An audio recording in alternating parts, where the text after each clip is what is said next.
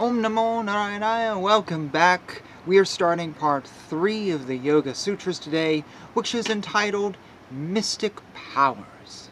And if you're like me, you're asking yourself, is this going to tell us how to get mystical powers?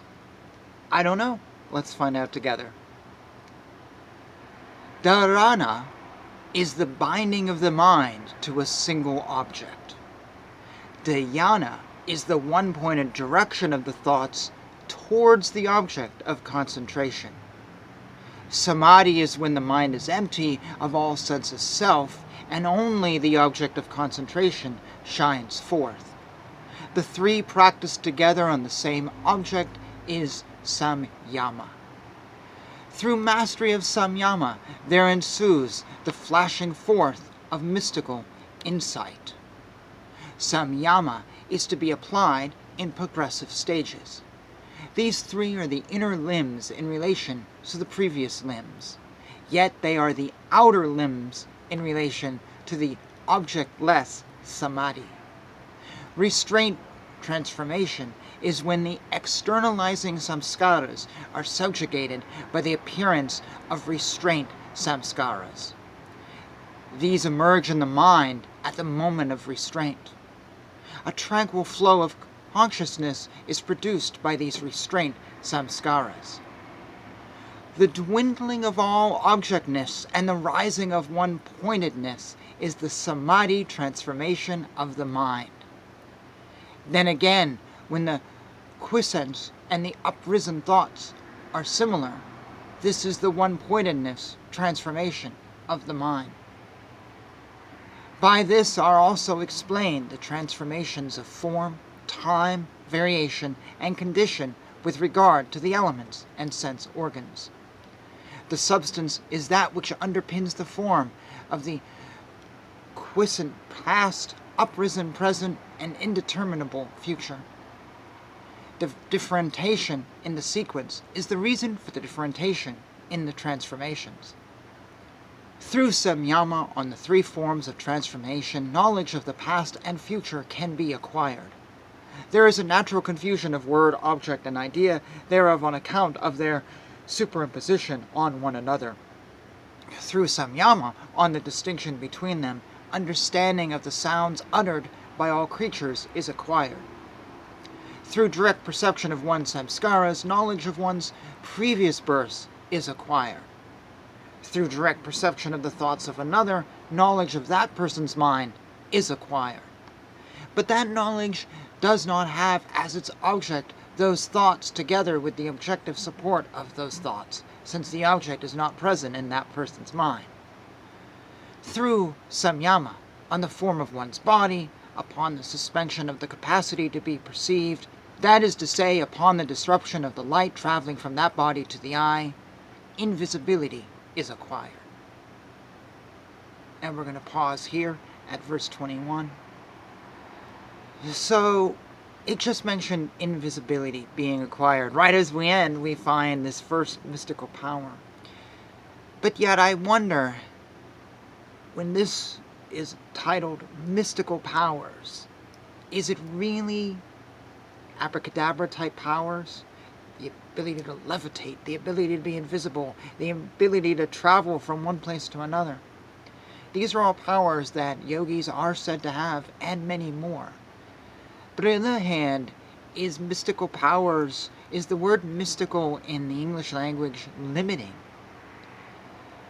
Might mystic powers be really something that is some sense of knowing God in a bigger way, knowing ourselves in a bigger way? Might that be a mystic power? Maybe you say no, it isn't. But if you think about how few people really are in touch with God and really know God, it's about as rare as those who can levitate. So in some sense, yeah, that might be a mystic power. And the word we're using doesn't quite have the same meaning for us. We're thinking abracadabra, but it's more than that. I did like one line here, verse 6. It says, samyama is to be applied in progressive stages. I always like whenever I see this in writing, anything that talks about stages, because we often want to come at a religious practice and just have it all. Give me the magic word and give me the magic powers and give me enlightenment right now. But it doesn't work like that. You have to get there. Even some yogi who attained enlightenment, and you read about them, and I don't know, whoever it is, you can think of any yogi out there, Shirdi Sai Baba, for example, Neem Karoli Baba, whoever. If you look at their life, they had a series of events that got them to a certain place, and then enlightenment occurred. So really, enlightenment wasn't suddenly it just happened. They did this, maybe they were asking questions, maybe something happened, and then eventually they were in the place where realization occurred. But it was a series of stages. We tend to ignore that stuff. We tend to just say, oh, it happened instantly and I won it instantly, but it's not like that. You have to put yourself in the right place at the right time. So whenever I see progressive stages, I always, that's a great reminder for us that none of this happens instantly. And if it does happen instantly, I highly question it. Seriously, I highly question it. And you'll see many gurus and teachers out there who will say the same thing. When you meet someone and they say, oh yes, I became a guru because I was sitting on my back porch, the sun was shining, and I was listening to a song by Nirvana, and then I had realization, and now I'm a teacher. Well, the next question is ask them how their life has changed. Do they do anything different? And talk to them, and I think you'll find that they had a moment, they had an experience, and it was probably maybe a legit experience, but it wasn't instant realization.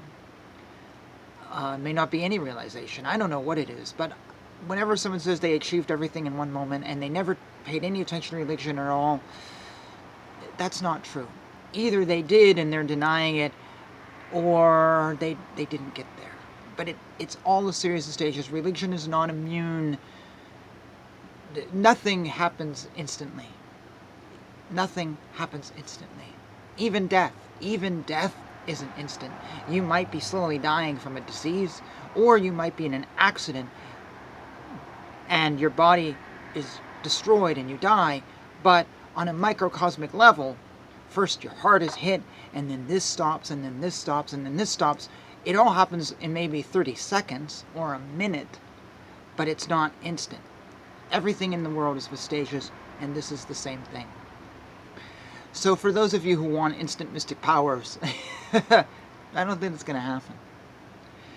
One more thought on the word of mystic, as I've been going on here, how it may have a different meaning.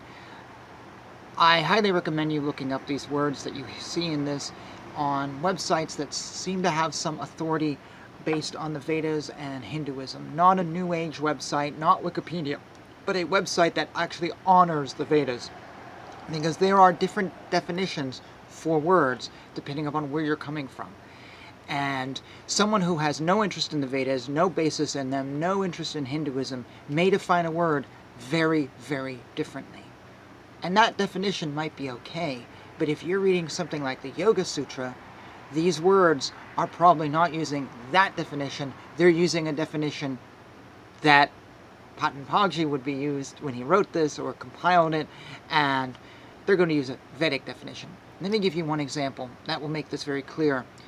In English, we use the word atheist. An atheist means someone who does not believe in God. In Hinduism, that's actually not what atheism traditionally meant. It was assumed in Indian culture that you believed in God. But you might not believe in the authority of the Vedas, or the authority of the Agamas, or Upanishads, or Sutras, or something. You may have a disagreement with the authoritative scripture. That was the definition of an atheist. It was someone who didn't follow scripture, but they still believed in God.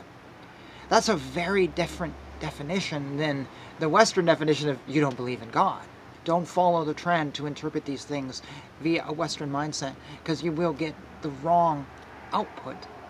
And it's a shame, because I think the output from the Hindu point of view is it's mind-blowing. To go for the authentic stuff. I'm a big encourager of going the authentic route. All right. think we'll pause there. I think I've said enough. Sometimes I say something and I'm like, oh, I'm just probably going to get myself in trouble, or people are going to think I'm whacked or whatever. Maybe you do, maybe you don't. Comment all that stuff down below. If you like what I say, please check out my other videos. Anyways, with that, Hare Krishna, Krishna Krishna, Hare Hare, Hare Rama, Rama Rama. Hare.